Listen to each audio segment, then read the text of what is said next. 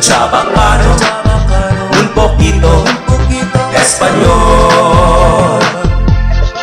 Tiene un gente de Manila que anda en Zamboanga, y a oírle el lenguaje ya extraña. Cuando ya anda en el pueblo de Zamboanga, de Zabaleta y Arena, España, el chabacano, un poquito español.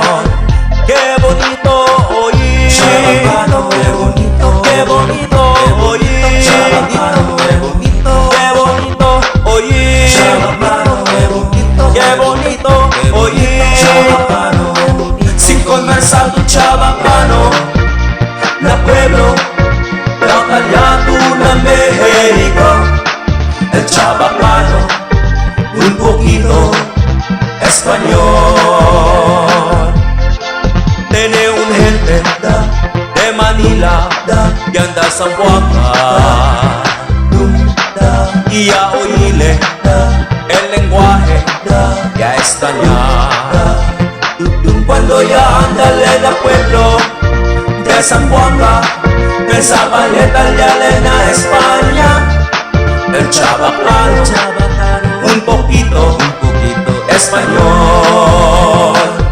Qué bonito oír, chabacano, qué bonito, qué bonito oír, chabacano, qué bonito oír, chabacano, qué bonito, qué bonito oír, chabacano, sin conversar tu chabacano, la pueblo, la Callatu, la México, el chabacano, un poquito español.